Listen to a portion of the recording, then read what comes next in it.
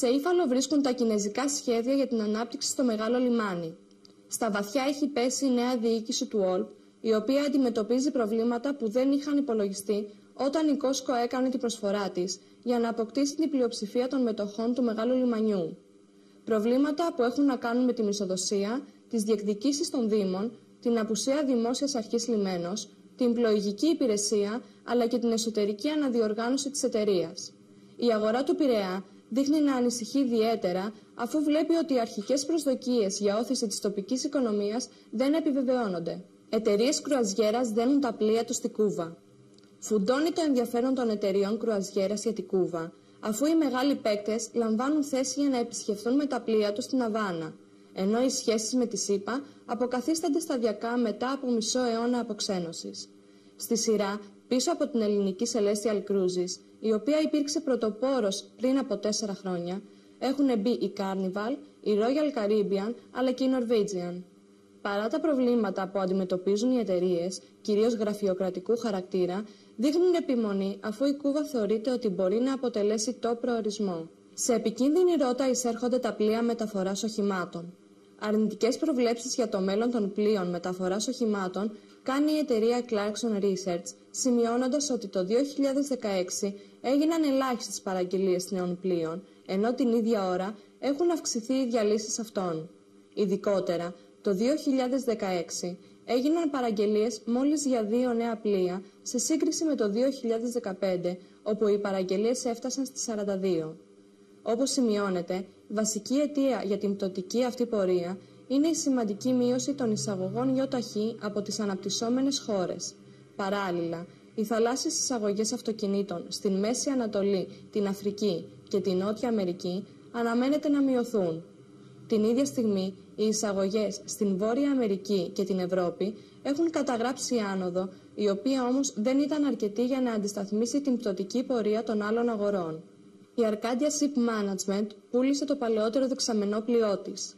Η ελληνική ναυτιλιακή εταιρεία Arcadia Ship Management πούλησε το Aegean Pride, το παλαιότερο δεξαμενό πλοίο της τύπου Aframax, σε έναν ανώνυμο αγοραστή από την Κίνα, σύμφωνα με τα στοιχεία της Vessels Values. Το πλοίο πουλήθηκε έναντι του ποσού των $10,5 εκατομμυρίων, ενώ πλέον η αγοραστική αξία του ανέρχεται στα $8 εκατομμύρια. Ο στόλος της Arcadia Ship Management αποτελείται από 16 πλοία. Το 2016 η εταιρεία παρέλαβε 3 νεότευκα σκάφη τύπου Suezmax, τα Aegean Marathon, Dream και Unity, καθένα εκ των οποίων χτίστηκε από την Hyundai Heavy Industries. Δραματική διάσωση των ναυτικών στην Άνδρο. Την δραματική διάσωση των 9 ναυτικών που επέβαιναν στο φορτηγό πλοίο που προσάραξε τα ξημερώματα στην Άνδρο απεικονίζει ένα βίντεο που έδωσε στην δημοσιότητα το πολεμικό ναυτικό. Οι 9 ναυτικοί σώθηκαν κυριολεκτικά τη τελευταία στιγμή πριν η θάλασσα καταπιεί ολόκληρο το καράβι, χάρη στην προσπάθεια των ανδρών του πολεμικού ναυτικού. Οι εικόνες δείχνουν τα φουρτουνιασμένα κύματα να έχουν σκεπάσει σχεδόν ολόκληρο το πλοίο. Μόνο η γέφυρα παραμένει πάνω από την επιφάνεια, ενώ οι ναυτικοί έχουν ανέβει στο κατάστρωμα προσπαθώντας να σωθούν. Εγκαταλείπει σταδιακά την ναυτιλία η τράπεζα RBS. Σε πώληση μέρους του δανειακού χαρτοφυλακίου της, που αφορά την ναυτιλία, προσανατολίζεται η Βρετανική τράπεζα RBS, όπως μεταδίδει το πρακτορείο Reuters. Ως ενδιαφερόμενοι αγοραστές των δανείων αναφέρονται η γερμανική Berenberg, η Bank of America και η ιαπωνική Orix. Η RBS εμφανίζει σωρευτικές ζημίες επί 8 έτη και επιδιώκει τη σταδιακή έξοδό της από την ναυτιλία, όπου εμφανίζει συνολική έκθεση της τάξης των $6,8 δισεκατομμυρίων και ιδιαίτερα τις χρηματοδοτήσεις της στην ελληνική ναυτιλία, που ανήλθαν στα $3 δισεκατομμύρια το 2016. Να σημειωθεί ότι η μετοχή της τράπεζας στο χρηματιστήριο του Λονδίνου έχει απώλειες σχεδόν 25% από την αρχή του έτους, στον απόϊχο του Brexit, αλλά και κυρίως των κακών οικονομικών αποτελεσμάτων. Η New Shipping διευρύνει το στόλο της. Η ελληνική ναυτιλιακή εταιρεία New Shipping, συμφερόντων του εφοπλιστή Αδαμάντιου Πολέμη, υπέγραψε επιστολή πρόθεσης για την κατασκευή 2 δεξαμενόπλοιων μεταφοράς ακατέργαστου πετρελαίου χωρητικότητας 320.000 deadweight, τα οποία θα αγοραστούν έναντι του ποσού των $70 εκατομμυρίων το καθένα, όπως αναφέρει η Vessels Value. Εκτός από αυτά τα 2 σκάφη τύπου VLCC, η εταιρεία πρόκειται να παραγγείλει από τα κινεζικά ναυπηγεία της Zhihai Heavy Industry 2 ακόμη ίδιου τύπου. Τα σκάφη αναμένεται να ενταχθούν στο στόλο της New Shipping το 2019 και η αγοραστική αξία του καθενός φτάνει στα $63 εκατομμύρια.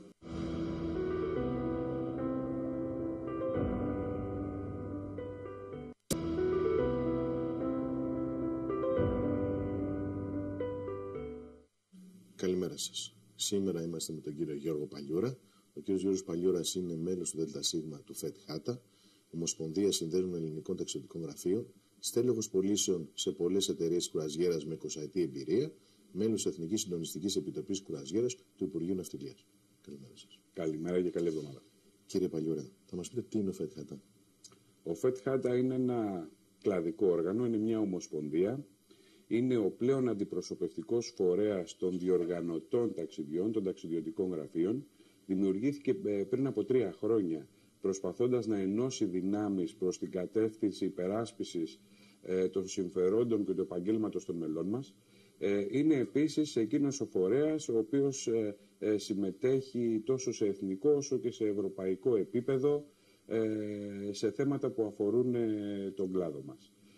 Ο σύγχρονος ρόλος των διοργανωτών ταξιδιών είναι ιδιαίτερα αναβαθμισμένος. Είναι πολύ σημαντικός και για τον ελληνικό τουρισμό. Να σκεφτούμε ότι τα μέλη μας, τα οποία είναι περισσότερα από 2.500, είναι αυτοί οι άνθρωποι οι οποίοι προγραμματίζουν τα οργανωμένα πακέτα που πωλούνται στο εξωτερικό.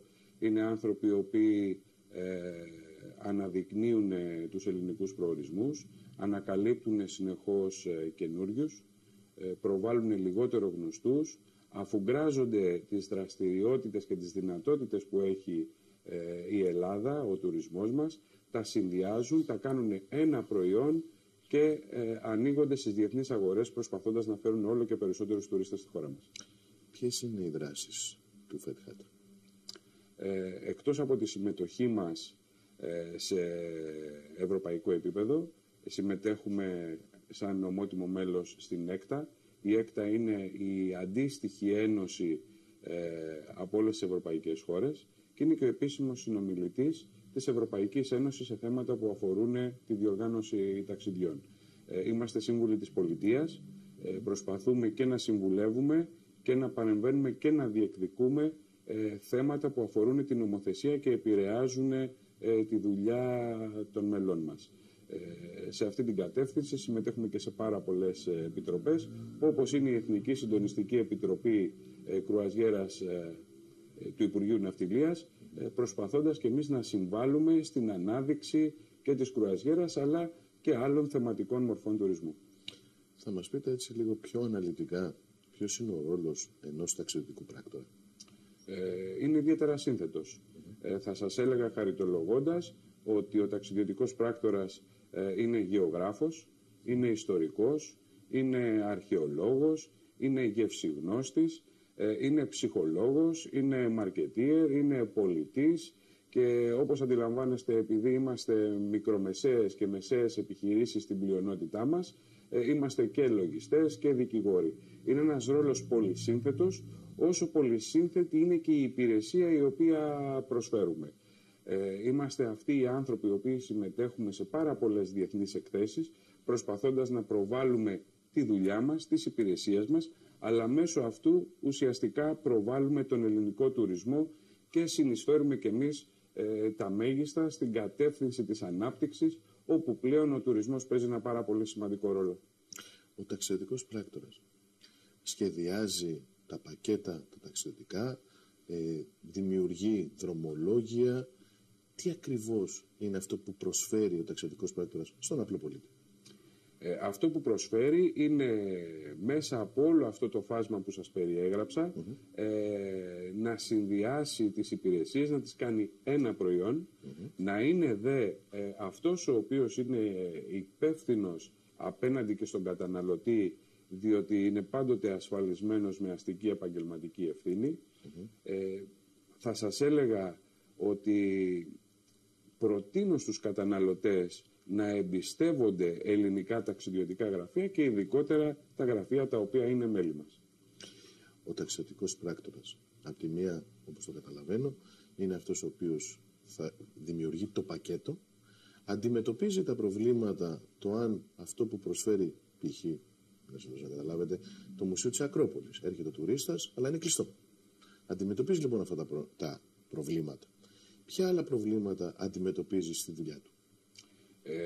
Θα σας πω ότι το να έρθει κάποιος με οργανωμένο πακέτο στην Ελλάδα και να βρει το Μουσείο της Ακρόπολης κλειστό είναι σχεδόν απίθανο, εκτός αν πρόκειται για κάποιο έκτακτο γεγονός, διότι αυτό που κάνουμε εμείς είναι να προγραμματίζουμε, γνωρίζουμε επακριβώς τις ώρες λειτουργίας, τις συνθήκες. Είναι απίθανο κάποιος ο οποίος έρχεται στην Ελλάδα με ένα οργανωμένο πακέτο ενός ελληνικού ταξιδιωτικού γραφείου να βρεθεί σε ένα τέτοιο απρόεπτο, εκτός αν έχουμε κάποιο έκτακτο γεγονός. Θα σας έλεγα ότι στην κατεύθυνση των προβλημάτων, ίσως αυτό το οποίο είναι νούμερο 1 σήμερα σε σημαντικότητα είναι οι παράνομες τουριστικές δραστηριότητες. Οι παράνομες τουριστικές δραστηριότητες οι οποίες λειτουργούν εις βάρος του κλάδου, λειτουργούν εις βάρος της εθνικής οικονομίας, διότι ανταγωνίζονται αυτούς που λειτουργούν νόμιμα, αποφεύγουν τις ασφαλιστικές εισφορές και τη φορολογία και δημιουργούν ένα τεράστιο πρόβλημα αναξιοπιστίας και προς τους διεθνείς καταναλωτές. Όταν λέμε για παράνομες τουριστικές δραστηριότητες, πρέπει να γνωρίζουμε ότι το επάγγελμά μας προστατεύεται από τον 393, ο οποίος δεν επιτρέπει σε διοργανωτές και ταξιδιωτικά γραφεία από τις τρίτες χώρες να ασκούν τουριστικές δραστηριότητες στην Ελλάδα εάν δεν έχουν ιδρύσει εδώ ένα νόμιμο ελληνικό ταξιδιωτικό γραφείο ή αν δεν συνεργάζονται με ένα ελληνικό ταξιδιωτικό γραφείο. Δυστυχώς έχουμε πάρα πολλά τέτοια φαινόμενα και παίρνουμε συνεχώς πρωτοβουλία σε αυτή την κατεύθυνση, διότι ουσιαστικά δεν αφορά μόνο τον κλάδο μας, αφορά ένα πολύ μεγάλο μέρος της οικονομίας μας. Τι πιστεύετε έτσι από την πολυετή εμπειρία σας, ότι θα μπορούσε ο τουριστικός πράκτορας, τι θα μπορούσε να κάνει η πολιτεία καλύτερο ή τι θα έπρεπε να προσέχει για να καλυτερεύσει το επάγγελμά του?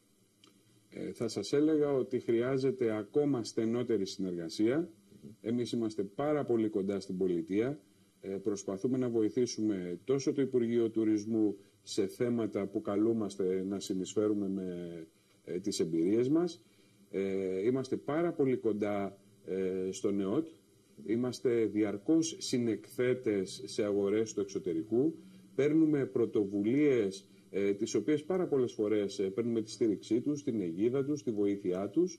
Θα σας πω ότι έχουμε μια αγαστή συνεργασία με την πολιτεία και μάλιστα ανεξάρτητα κυβερνήσεων. Να αλλάξουμε λίγο το θέμα μας, να μπούμε λίγο και στην κρουαζιέρα. Να πούμε λοιπόν τι είναι κρουαζιέρα. Η κρουαζιέρα είναι μια σύγχρονη ταξιδιωτική υπηρεσία, είναι μια σύγχρονη ταξιδιωτική εμπειρία, είναι ένας συνδυασμός. Ένας συνδυασμός διότι το κρουαζιερόπλοιο είναι το μεταφορικό μας μέσο, είναι παράλληλα το ξενοδοχείο μας, διότι έχει εκπληκτικές ξενοδοχειακές υποδομές, και είναι και ένας διοργανωτής ταξιδιού, διότι πραγματοποιεί ένα πάρα πολύ ωραίο δρομολόγιο σε επιλεγμένους προορισμούς. Άρα είναι μια σύνθετη υπηρεσία, είναι, θα σας έλεγα, από αυτές τις υπηρεσίες που καλπάζουν στην ανάπτυξή τους. Αν παρακολουθήσουμε τις παραγγελίες κρουαζιερόπλοιων, ειδικά στα ευρωπαϊκά ναυπηγεία, θα δούμε ότι ο αριθμός των κρεβατιών που θα προστίθεται τα επόμενα χρόνια είναι τεράστιος. Είναι ένας κλάδος ο οποίος συνεισφέρει σε πάρα πολλούς τομείς των εθνικών και των τοπικών οικονομιών. Είναι κάτι το οποίο χρειάζεται να το δούμε με προσοχή και λεπτομέρεια για να κατανοήσουμε και τα ωφέλη τα οποία μπορούμε να απομυζήσουμε. Μπορούμε να πούμε έτσι λίγο δύο πράγματα. Ποια είναι τα ωφέλη της κρουαζιέρας στον ελληνικό τουρισμό και μετά στην ελληνική ναυτιλία? Στον ελληνικό τουρισμό, ανάλογα με την περίοδο, πόσες προσεγγίσεις θα έχουμε στα ελληνικά λιμάνια, συνεισφέρει με περίπου 2 με 2,5 εκατομμύρια εισερχόμενους τουρίστες. Υπό αυτή την έννοια, οι εκατοντάδες προσεγγίσεις που έχουμε φέρνουν έσοδα στα λιμενικά μας ταμεία, φέρνουν έσοδα στις τοπικές οικονομίες, φέρνουν έσοδα στους αρχαιολογικούς χώρους, φέρνουν έσοδα στα ταξιδιωτικά και ναυτιλιακά πρακτορεία από τις υπηρεσίες και τις εκδρομές που αγοράζουν, φέρνουν έσοδα από τις προμήθειες που κάνουν στα λιμάνια. Θα σας έλεγα ότι είναι ιδιαίτερα σημαντικός κλάδος και είναι ένας κλάδος ο οποίος μας βοηθάει να μεγαλώσουμε και τη δυναμικότητά μας σε κρεβάτια. Φανταστείτε ότι τους καλοκαιρινούς μήνες έχουμε προορισμούς οι οποίοι κινούνται με πληρότητες που υπερβαίνουν το 90-95%.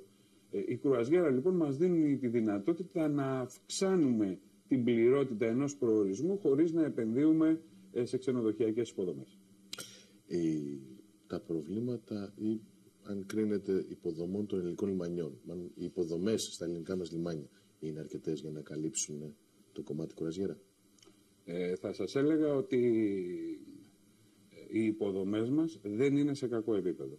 Βέβαια, με το ρυθμό που μεγαλώνουν τα κρουαζιερόπλοια και οι ανάγκες τους, πρέπει να είμαστε διαρκώς στις επάλξεις του να βελτιώνουμε, να αναβαθμίζουμε τις υπηρεσίες που παρέχουμε. Τα κρουαζιερόπλοια έχουν γίνει αυτό που λέμε σήμερα mega ships.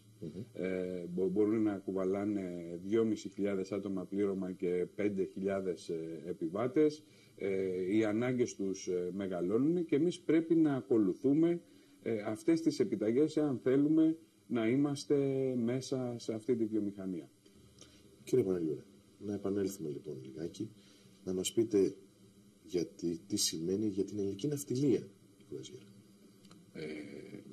Ίσως η ερώτηση θα έπρεπε να είναι τι σήμαινε και τι σημαίνει σήμερα. Πριν από 30 χρόνια, ίσως και περισσότερα, η ελληνική κρουαζιέρα ήταν από αυτό που λέμε πρωτοπόροι, pioneers. Υπήρχαν πολλές αφοπλιστικές εταιρείες που ασχολούνται με την κρουαζιέρα. Είχαμε χιλιάδες Έλληνες ναυτικούς, άρα σήμαινε κάτι πάρα πολύ σημαντικό. Θα σας πω ότι ανοίξαμε και πάρα πολλούς δρόμους που έχει ενστερνιστεί η σύγχρονη βιομηχανία της κρουαζιέρας. Δυστυχώς δεν μπορέσαμε να ακολουθήσουμε τον εντονότατο ανταγωνισμό, ο οποίος αφορούσε κυρίως τεράστιες επενδύσεις και ναυπηγήσεις περισσότερων και μεγαλύτερων κρουαζιερόπλοιων. Υπό αυτή την έννοια εμείς σήμερα δεν έχουμε αυτό τον αριθμό ελληνικών συμφερόντων κρουαζιερόπλοια, έτσι ώστε για την ελληνική ναυτιλία να σημαίνει πάρα πολλά πράγματα. Το μέλλον βέβαια είναι εδώ. Έχουμε καταπληκτικές υποδομές που θα μπορούσαν να αποτελέσουν την αφετηρία να ξαναεπανδρώσουμε τον παγκόσμιο στόλο κρουαζιέρας τόσο με αξιωματικούς όσο και με τις υπόλοιπες ειδικότητες που χρειάζονται πλέον τα κρουαζιερόπλοια, που είναι πάρα πολλές από αυτές αφορούν τις ξενοδοχειακές τους υποδομές. Θέλει να πάρουμε μέτρα προς στον επαγγελματικό προσανατολισμό των νέων Ελλήνων που θα θέλανε να ασχοληθούν με την επιβατική ναυτιλία. Θέλει να αναπτύξουμε υποδομές εκπαίδευσης. Θέλει επίσης να έρθουμε πάρα πολύ κοντά με αυτές τις τεράστιες εταιρείες και να δουλέψουμε μαζί, να προσπαθήσουμε να ικανοποιήσουμε την ανάγκη για επάνδρωση που έχουμε. Θεωρείτε ότι υπάρχουν οι συνθήκες έτσι ώστε οι Έλληνες εφοπλιστές να αγκαλιάσουν το κομμάτι κρουαζιέρα? Θα σας έλεγα το εξής, ότι αυτό είναι μία από τις απορίες μου. Βλέπω κατά περιόδους, παρακολουθώντας τον εφοπλισμό, ότι επενδύουν σε διάφορους τύπους πλοίων, σε διάφορες αγορές, προσπαθώντας να κάνουν και μία διασπορά του επιχειρηματικού ρίσκου που παίρνουν.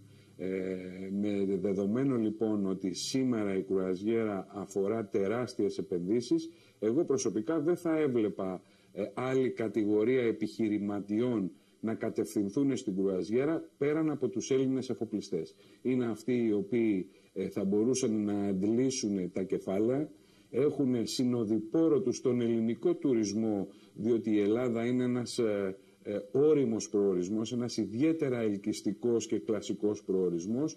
Όλα αυτά, εάν υπάρξει ο σωστός συνδυασμός, θα έβλεπα στο μέλλον κάποιους Έλληνες εφοπλιστές να ασχολούνται και με την κρουαζιέρα. Κύριε Παλιούρα, να μας πείτε ποιες πρωτοβουλίες παίρνετε σαν ΦΕΤ-ΧΑΤΑ για την ανάπτυξη κρουαζιέρας? Μέσα στις πολλές δράσεις που έχουμε αναλάβει μία μεγάλη πρωτοβουλία, την οποία συμβολικά τη λέμε 12. Στοχεύοντας σε 12 μήνες τουρισμό, στοχεύοντας στο να κατηγοριοποιήσουμε τις τουριστικές υπηρεσίες, τις θεματικές. Σε αυτή την κατεύθυνση λοιπόν έχουμε μια τεράστια ενότητα μέσα στο 12 και στις πρωτοβουλίες που παίρνουμε με road show, με εκθέσεις, με προβολή στο εξωτερικό και για την κρουαζιέρα. Συμμετέχουμε επίσης ενεργά στην Εθνική Συντονιστική Επιτροπή Κρουαζιέρας του Υπουργείου Ναυτιλίας, προσπαθώντας και εμείς να συνδράμουμε με τις εμπειρίες μας και τις κατευθύνσεις μας. Πιστεύουμε ακράδαντα ότι ένα κομμάτι που θα φέρει την ανάπτυξη της κρουαζιέρας είναι και η τουριστική της ανάπτυξη, δηλαδή η εκπαίδευση, η ενημέρωση και των διοργανωτών ταξιδιών και των καταναλωτών. Αυτό φέρνει μια μεγάλη εγρήγορση στο κομμάτι της κρουαζιέρας σε ένα ευρύ φάσμα της οικονομίας. Σκεφτόμαστε λοιπόν να πάρουμε πρωτοβουλίες και με την Κλία, που έχουμε την ευτυχή συγκυρία ο πρόεδρος της Ευρωπαϊκής Κλία να είναι Έλληνας και να εκπροσωπεί ελληνική εταιρεία κρουαζιέρας, όπως επίσης θα δράξουμε κάθε ευκαιρία και στα μικρά Ποσειδόνια Sea Trade την επόμενη άνοιξη, με ημερίδες εκπαίδευσης και ενημέρωσης του κλάδου που εκπροσωπούμε στο κομμάτι της κρουαζιέρας. Θα ήθελα λοιπόν, τελειώνοντας σιγά σιγά, να ρωτήσω το τελευταίο.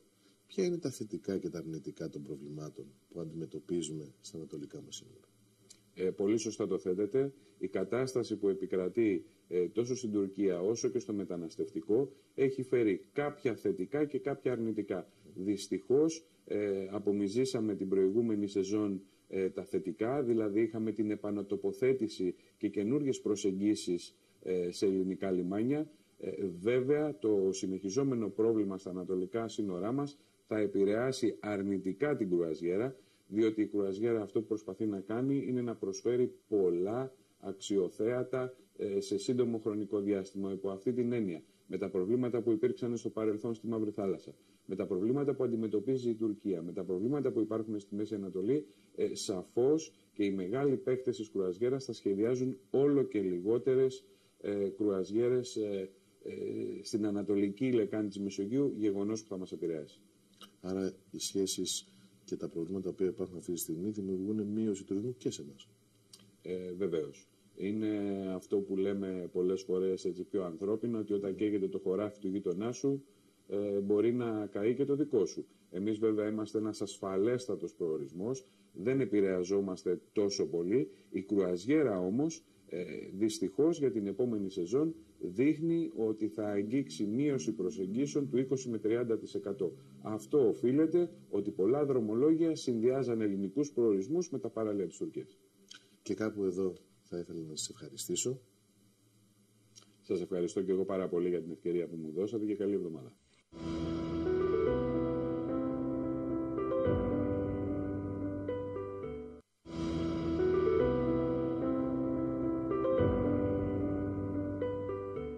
Καλημέρα σας. Σήμερα μαζί μας έχουμε τον Δ. Νικόλα Μπερκέτη.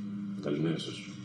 Ο Δ. Μπερκέτης έχει ολοκληρώσει τη διδακτορική του διατριβή στην ανθρωπιστική επιστήμη από το St. John Cass Business School του City, με αντικειακές σπουδές MSc στον τομέα της ναυτιλίας, του εμπορίου και της χρηματοδότησης. Πτυχίο με άριστα στην οικονομική επιστήμη από το Εθνικό Καποδιστριακό Πανεπιστήμιο Αθηνών και είναι διαχειριστής της ΙΟΤΑ Κουλούτης και ΣΥΑ ΕΠΕ, με ζητήσεις ασφαλίσεων και αντιασφαλίσεων. Μια πτυχή στην οποία εντάχθηκε το Σεπτέμβριο του 1982. Από το Φεβρουάριο του 2008 ασχολείται με την επαγγελματική εκπαίδευση στον εξειδικευμένο τομέα των ναυτικών ασφαλίσεων, συνεργαζόμενος ως επισκέπτης λέκτορας του μεταπτυχιακού των ναυτιλιακών σπουδών του Πανεπιστημίου Φρέντερικ της Λεμεσού, προπτυχιακά προγράμματα ως εξαποστάσεως εκπαιδευτής του Lloyds Maritime Academy του Λονδίνου, στο προπτυχιακό Εθνικό Καποδιστριακό Πανεπιστήμιο Αθηνών, στο μεταπτυχιακό πρόγραμμα MSc στη Διεθνή Ναυτιλία, Χρηματοοικονομική και Διοίκηση των Σχολών Οικονομίας και Διοίκηση Επιχειρήσεων του Οικονομικού Πανεπιστημίου Αθηνών. Κύριε Μπερκέτη, η εξέλιξη των νέων των εχθρονομιών στην ναυτιλία, θα μπορούσατε να μας πείτε έτσι 5 γράμματα γι' αυτό? Κοιτάξτε, μεγάλη συζήτηση γίνεται με τα αυτόνομα πλοία. Και υπάρχουν πολλές απόψεις. Πρόσφατα είχαμε μια σημαντική εξέλιξη.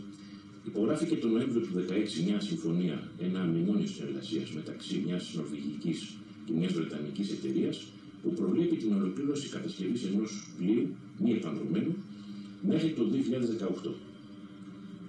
Θα δούμε βέβαια την εξέλιξη αυτής της κατασκευής, αλλά παράλληλα με αυτό σημαντικό είναι να υπάρχει και το κατάλληλο νομοθετικό πλαίσιο που θα χρειαστεί την υποστήριξη του IMO, του Διεθνούς Ναυτιλιακού Οργανισμού.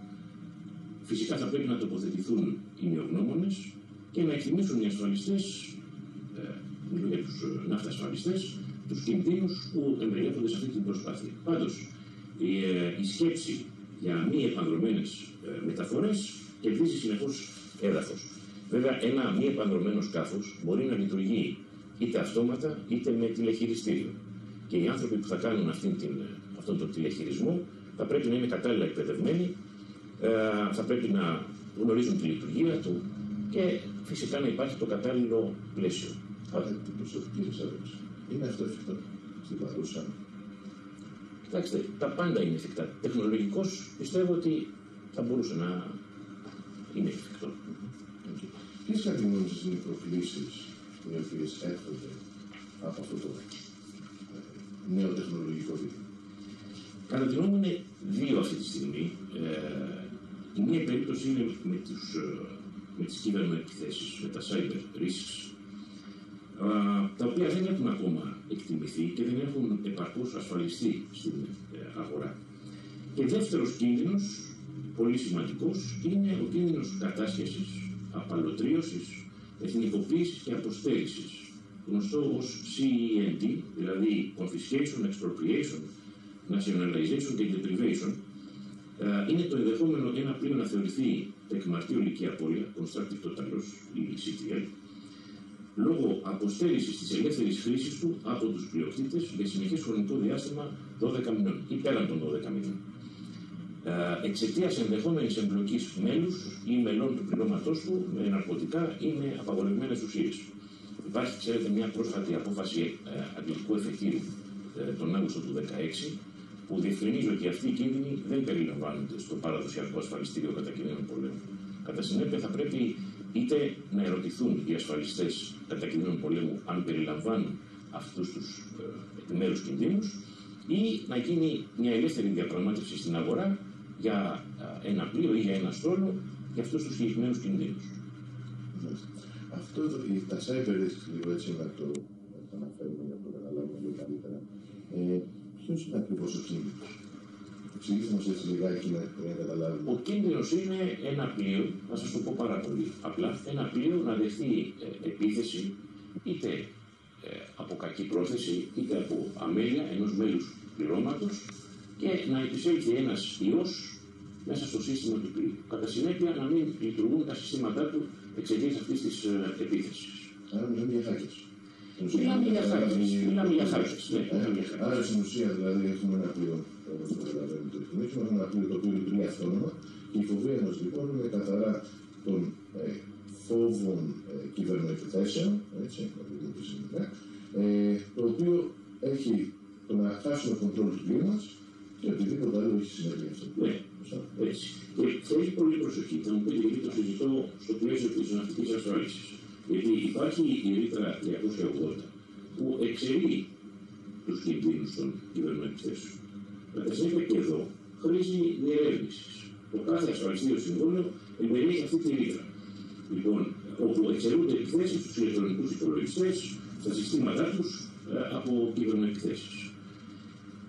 Βέβαια, τα PNI Labs, οι άλλοι ασφαλιστικοί οργανισμοί, δεν εξαιρούν τις κυβερνοεπιθέσεις. Και ενδεχομένως αυτοί οι κίνδυνοι θα μπορούσαν να αντιμετωπιστούν αλληλασφαλιστικά. Αλλά τη στιγμή που οι πλειοκτήτες και οι διαχειριστές ενδεχομένως να μην έχουν ολοκληρώσει την κατάλληλη άμυνα των συστημάτων τους για αυτές τις επιθέσεις, τότε αυτό θα αποτελέσει έναν ευκολότερο στόχο. Κάποιος εφοπλιστής θα έλεγε ότι αυτό είναι μακράν ένα θέμα το οποίο θα μας απασχολεί σε αυτή τη στιγμή. Θεωρείτε ότι αυτό είναι ένα μακρινό μέλλον ή είναι αρκετά σύντομο? Φοβάμαι ότι είναι πάρα πολύ κοντινό και μου κάνει εντύπωση πως δεν το έχουμε ζήσει. Το κάθε πλοίο θα μπορούσε να είναι ευάλωτο σε τέτοιες επιθέσεις. Και δεν αναφέρομαι σώνει και καλά σε hackers. Θα μπορούσε κάποιο μέλος του πληρώματος, όπως σας λέω κάτι πάρα πολύ απλό, να αναζητήσει ένα αρχείο και να βάλει στον υπολογιστή ένα USB. Αυτό το USB να μην είναι ελεγμένο και να περάσει ένα ιός. Ο ιός να μολύνει όλο το σύστημα του πλήνου και κατά συνέπεια να απολυστεί ο έλεγχος του. Θα ήθελα λοιπόν να πάμε και λίγο στο κομμάτι ποιες είναι οι διεθνείς προοπτικές στην αγορά ναυτικών ασφαλίσεων στην περιοχή. Μάλιστα. Κοιτάξτε, οι ασφαλιστές αφενός πιέζονται από πολύ χαμηλά επίπεδα επιτοκίων. Και αυτό το γεγονός, σε συνδυασμό με την αδυναμία τους να ζητήσουν ψηλότερα ασφάλιστρα λόγω απουσίας ενός πολύ καταστροφικού γεγονότος, είναι πιθανό να οδηγήσει αρκετούς έξοδο από την αγορά. Υπάρχει πάρα πολύ ασφαλιστική ικανότητα, αυτό που λέμε capacity. Και υπάρχει ενδιαφέρον από πολλούς ασφαλιστές να ασχοληθούν με τον τομέα αυτό. Βέβαια, θέλει πολύ προσοχή, γιατί από 1η Πρώτου του 2016 εφαρμόζεται η αναθεωρημένη νομοθεσία, το Solvency 2, για την φερεγγιότητα των εταιριών, και οι πρώτοι έλεγχοι αναμένονται μέσα στο πρώτο τρίμηνο του 2017. Βέβαια, δεν τίθεται θέμα για τους διεθνείς ασφαλιστικούς οργανισμούς. Αυτοί θα μπορέσουν να ανταποκριθούν στους ελέγχους. Αλλά τι γίνεται με τους μικρότερους και ενδεχομένως με κάποια μικρά PNI clubs. Ίσως να χρειαστούν να αναθεωρήσουν κάποια σχέδιά τους για το μέλλον, ενδεχομένως να σκεφτούν το ενδεχόμενο συγχωνεύσεων ή εξαγορών, προκειμένου να αντιμετωπίσουν τις νέες προκλήσεις που απαιτούν τα νέα απαραίτητα αποθέματα που πρέπει να έχουν σύμφωνα με την Solvency 2. Θα μπορούσαμε λίγο να μας πείτε λίγο δύο πράγματα για το Solvency 2. Το Solvency 2, όπως σας είπα, εφαρμόστηκε από 1η Πρώτου του 2016, απαιτεί υψηλά κεφάλαια και υψηλά αποθέματα όλες τις ασφαλιστικές εταιρείες, ανάλογα με τους κινδύνους που αναλαμβάνουν. Οι ναυτικές ασφαλίσεις, όπως γνωρίζετε, είναι καλύψεις εντάσσεως κεφαλαίου και απαιτούν τα απαραίτητα κεφάλαια που πρέπει να υπάρχουν για να ανταποκριθεί ο ασφαλιστής στους κινδύνους που αναλαμβάνει. Με τα νέα, οπότε από το 2017 έχουμε κάποιες άλλες ιδιαίτερες εξελίξεις που έχουμε μετά την αξιολόγηση του Solvency 2. Φαντάζομαι θα πρέπει να δούμε το πρώτο τρίμηνο πώς θα κυλήσει και ανάλογα με τους ελέγχους αυτούς και στις όποιες εξελίξεις. Να ασχοληθούμε και λίγο με τα PNI, να δούμε ποια είναι η εξέλιξη της αγοράς. Βέβαια. Εκεί έγινε πρόσφατα συζήτηση για ενδεχόμενες συγχωνεύσεις μέρτσες μεγάλων PNI clubs προκειμένου να αντιμετωπίσουν τις προκλήσεις που έρχονται. Αλλά κάτι τέτοιο δεν ήταν εφικτό, όπως διαπιστώθηκε. Τους απασχολεί πάρα πολύ ότι αυτή τη στιγμή τα ασφάλιστρα έχουν μειωθεί και αντιμετωπίζεται με επιτυχία βέβαια το γεγονός ότι ο διεθνής οργανισμός, το IG, είναι ο σύνδεσμος των 13 μεγαλύτερων ασφαλιστικών οργανισμών, διαπραγματεύτηκε και πέτυχε χαμηλότερο αντασφαλιστικό κόστος για τα μέλη του. Υπήρχε μια ανακοίνωση τώρα στα μέσα Δεκεμβρίου.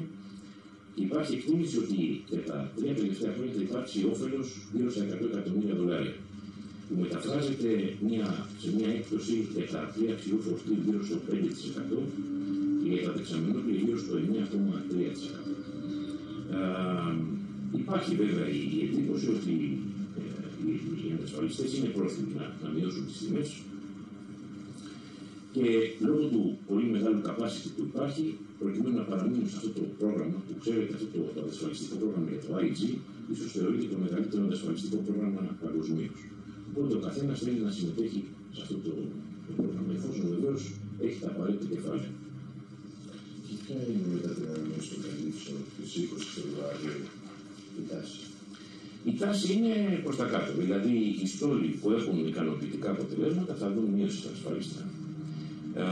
Ήδη δηλαδή, όπως σας είπα, μιλάμε για τα επιβατικά ή για τα clean tankers στο 5% και για τα ξηρού φορτίου και για τα δεξαμενόπλια 9,3% έκπτωση. Σε ό,τι αφορά την ίδια κράτηση στα PNI clubs, αυτή θα παραμείνει στα 10 εκατομμύρια δηλαδή, όσο ήταν, αλλά για πρώτη φορά θα υπάρχει επαρκής αντασφαλιστική κάλυψη για τα πρώτα 190 εκατομμύρια πέραν των πρώτων 10 εκατομμύριων. Καταρχήν θα ήθελα έτσι να σας αναφέρω και να μου πείτε την άποψή σας για το θέμα της πειρατείας. Αυτό είναι αρκετά σημαντικό τα τελευταία χρόνια και υπάρχει μια τάση έτσι των ασφαλιστικών και των αφιλιάκων εταιριών να ανταποκριθούν σε αυτό. Πες το μας λοιπόν. Για τον πολύ κόσμο που Όπως ξέρετε, θεωρείται αδιανόητο να συζητάμε για θαλάσσια πειρατεία στον 21ο αιώνα. Αλλά δυστυχώς το ζούμε, αντιμετωπίζεται. Υπάρχουν μεταβολές στο πεδίο αυτό, δηλαδή σε ό,τι αφορά την Ανατολική Αφρική και τη Σομαλία, υπάρχει μείωση των επιθέσεων και αυτό οδήγησε στον περιορισμό της περιοχής υψηλού κινδύνου στον Ινδικό ωκεανό, το High Risk Area. Αντίστροφα όμως, υπάρχει έξαρση των επιθέσεων στην Δυτική Αφρική και ειδικά στην Νιγηρία. Βέβαια, η φιλοσοφία των επιθέσεων μεταξύ Δυτικής και Ανατολικής Αφρικής διαφέρει. Έχουμε μια πρόσφατη μελέτη που υποβλήθηκε στο Οικονομικό Πανεπιστήμιο Αθηνών, όπου έγινε σύγκριση των πειρατικών επιθέσεων τα τελευταία 10 χρόνια, 2006-2015. Και διαπιστώθηκαν τα εξής, ότι η πιο επικίνδυνη βάρδια για πειρατικές επιθέσεις είναι η 8-12 στη Δυτική Αφρική το πρωί, ενώ στην Ανατολική Αφρική η 12-4 το απόγευμα. Δηλαδή και στις δύο περιπτώσεις και στις δύο περιοχές είναι κατά τη διάρκεια της ημέρας, είναι daylight. Αυτό βέβαια επιβεβαιώνει δύο πράγματα. Πρώτον, το γεγονός ότι οι πειρατές δεν διαθέτουν τα κατάλληλα μέσα για επιθέσεις τη νύχτα. Και δεύτερον, ότι ενδεχομένως τα πληρώματα να βρίσκονται σε ένα καθεστώς ή σε μια κατάσταση μικρότερης επαγρύπνησης λόγω του φωτός της ημέρας. Ως προς την ηλικία των πλοίων που δέχονται επιθέσεις, στην Δυτική Αφρική παρουσιάζουν μεγαλύτερη ευκαιρινότητα τα πλοία τα νεότερα. Ειδικά αυτά που είναι κατασκευασμένα μεταξύ 2005 και 2009. Ενώ στην Ανατολική Αφρική είναι αντίστροφη η κατάσταση. Εκεί υπάρχει επιχειρηνότητα στα παλαιότερα πλοία, και ειδικά αυτά που είναι κατασκευασμένα μεταξύ 1980 και 1984. Ως προς τον τύπο των πλοίων που δέχονται επιθέσεις, στη Δυτική Αφρική τα χημικά πλοία με τα παράγωγα του πετρελαίου έχουν τη μεγαλύτερη επικινδυνότητα, ενώ στην Ανατολική Αφρική είναι τα ξηρού φορτίου. Υπάρχει για την πειρατεία, λαμβάνονται θεωρείται από τις ναυτιλιακές όλα τα μέτρα που χρειάζονται? Δεν ξέρω αν λαμβάνονται όλα τα μέτρα, πάντως λαμβάνονται επαρκή μέτρα. Υπάρχει, φυσικά υπάρχει. Σε περιπτώσεις κατά τις οποίες έχουμε δυνατότητα μειώσεως πειρατείας, οι ασφαλιστικές ανταποκρίνονται επαρκώς? Φυσικά. Τουλάχιστον υπάρχουν περιπτώσεις, ναι, συγγνώμη σας διέκοψα, υπάρχουν περιπτώσεις που ανταποκριθεί. Ειδικά αν είναι ασφαλιστικές πρώτης τάξης, που συνήθως είναι, βεβαίως ανταποκρίνονται. Βάσει των μελετών, γιατί υπάρχουν διάφορες προστασίες οι οποίες κυκλοφορούν, το ΝΑΤΟ έχει ανταποκριθεί, διάφορες δυνάμεις έχουν ανταποκριθεί για τη μείωση της πειρατείας. Θεωρείτε κατά την επιστημονική σας άποψη ότι θα μπορούσαμε να κάνουμε κάτι καλύτερο για να μειώσουμε την πειρατεία και τα προβλήματα που αντιμετωπίζουμε? Κοιτάξτε, όλα τα προβλήματα ξεκινούν από τη στεριά, τουλάχιστον σε ό,τι αφορά την Ανατολική Αφρική. Αν η κατάσταση στη Σομαλία ήταν διαφορετική από ανθρωπιστικής απόψεως, ενδεχομένως να μην είχαμε και αυτά τα προβλήματα στη θάλασσα. Αναφερθήκατε στα πλοία, στα oil tankers, τα οποία έχουν περισσότερες επιθέσεις. Θα ήθελα να μου πείτε λίγο ποια είναι η σχέση των επιθέσεων με την τιμή πετρελαίου, ποια είναι η υπαρξή? Ναι, στη Δυτική Αφρική διαπιστώσαμε ότι υπάρχει μεγάλη συσχέτιση ανάμεσα στις επιθέσεις των πειρατών και στην εξέλιξη της τιμής του πετρελαίου. Δηλαδή, υπάρχει μια θετική σχέση όπου όσο ανέβαινε η τιμή του πετρελαίου, αυξανόντουσαν και οι επιθέσεις. Όσο μειώθηκε η τιμή του πετρελαίου, έτσι μειώθηκαν και οι επιθέσεις. Αυτή τη συσχέτιση τη διαπιστώσαμε μόνο στη Δυτική Αφρική. Δεν εφαρμόζεται στην Ανατολική Αφρική. Εφαρμόζεται μόνο στη Δυτική. Κάτι να ψηφιστεί αυτό? Γιατί αυτό είναι ο στόχος των πειρατών. Και σας είπα ότι είναι διαφορετική η φιλοσοφία ανάμεσα στην Ανατολική και στη Δυτική Αφρική. Στη Δυτική Αφρική γίνεται αυτό που λέμε το ρεσάλτο. Και ο άμεσος στόχος τους είναι το φορτίο, δηλαδή το πετρέλαιο. Αντίθετα, ο στόχος των πειρατών της Ανατολικής Αφρικής ήταν να συλλάβουν πλοίο, φορτίο, φυσικά και το πλήρωμα, και να διεκδικήσουν κάποια λίτρα από τους πλειοκτήτες. Άρα να καταλάβουμε ότι οι πειρατές εμπορεύονται τα εμπορεύματα τα οποία... Φυσικά. Υπάρχει μια, ας την πούμε, δευτερογενής αγορά, που ο στόχος τους αυτός είναι. Οπότε, κατά συνέπεια, λέμε ότι και το ακριβό φορτίο είναι κάτι το οποίο θα κυνηγήσουν, οπότε ανάλογα με τις τιμές του θα μπορέσουν. και οι ναυτιλιακές, οι οποίες καταλαβαίνετε ότι λαμβάνουν τα μέτρα τα οποία έχουν, αναφερθήκαμε κιόλας, είναι η Marine Security, οι άνθρωποι οι οποίοι ανεβαίνουν πάνω για την προστασία του πλοίου. Πεςτε μας για πράγματα για αυτά τα μέτρα τα οποία λαμβάνονται μέτρα από armed guards και από non-armed guards, ενόπλους και αόπλους φρουρούς, ανάλογα με το πλοίο και ανάλογα δηλαδή με το φορτίο που μεταφέρει, γιατί φυσικά στα δεξαμενόπλια ή στα chemicals δεν επιτρέπεται να υπάρχουν ένοπλοι επάνω. Βέβαια αυτό κάλυψε κάποια προβλήματα αρχικά στην Ανατολική Αφρική, αλλά δημιούργησε και νέα ζητήματα, καθώς ενδεχόμενη εμπλοκή των πειρατών και των ενόπλων θα δημιουργήσει νέες ευθύνες και στο πλοίο και στο φορτίο. Οι άνκαρες οι οποίες αυτή τη στιγμή είναι ναυτιλιακές, θεωρείτε ότι υπάρχουν όλες οι κατάλληλες προδιαγραφές για να μπορέσουν να γίνει αυτή η προστασία? Οι ασφαλιστικές το δέχονται? Οι ασφαλιστικές το δέχονται και δίνουν και κάποιο κίνητρο στο ασφάλιστρο στην περίπτωση που υπάρχουν armed guards. Όπως επίσης δίνουν ένα κίνητρο από τιμολογιακής απόψεως αν το πλοίο είναι εφοδιασμένο με το λεγόμενο citadel, δηλαδή μια περιοχή του πλοίου που είναι κατάλληλα εξοπλισμένη, είναι φυσικά bulletproof και μπορεί εκεί να καταφύγει το πλήρωμα σε περίπτωση που δεχτεί το πλοίο επίθεση, μέχρι να έρθει η βοήθεια από μια ναυτική δύναμη. Πόσες περίπου επιθέσεις έχουμε γενικά την εβδομάδα, την μέρα? Εγώ θα σας μιλήσω για την τελευταία δεκαετία. Παγκοσμίως ο ρυθμός είναι μια επίθεση επιτυχημένη, κρατήστε το αυτό, κάθε 2 μέρες. Δηλαδή μέρα παραμέρα υπάρχει μια επίθεση. Επιτυχημένη. Επιτυχημένη για τους πειρατές. Η ροή της μεταφοράς εμπορευμάτων λόγω της πειρατείας έχει αλλάξει? Δεν έχει αλλάξει, αλλά βεβαίως ένας το σκέφτεται και λέει κατά πόσον θα περάσω από μια περιοχή για να δεχτώ έναν καλύτερο ναύλο και να βάλω σε κίνδυνο τους ανθρώπους μου, το πλοίο μου, το εμπόρευμα κτλ. Οι ναύλοι όμως έχουν αλλάξει. Λίγο. Λόγω των περιοχών, των επικίνδυνων περιοχών. Υπήρξαν και εφοπλιστές οι οποίοι προτιμούν να δουλεύουν σε χώρους που η πειρατεία κινείται. Σωστά? Σωστό είναι αυτό. Και ειδικά από εδώ και μερικούς μήνες που άλλαξε το high risk area στον Ινδικό ωκεανό, αυτό έχει γίνει ακόμα πιο δελεαστικό. Θα δούμε κατά πόσο θα συνεχιστεί, γιατί υπάρχει πειρατική δραστηριότητα, όπως σας είπα, και στη Δυτική Αφρική, υπάρχει και στην περιοχή της Ινδονησίας. Θα δούμε ποια θα είναι η εξέλιξη αυτού του φαινομένου.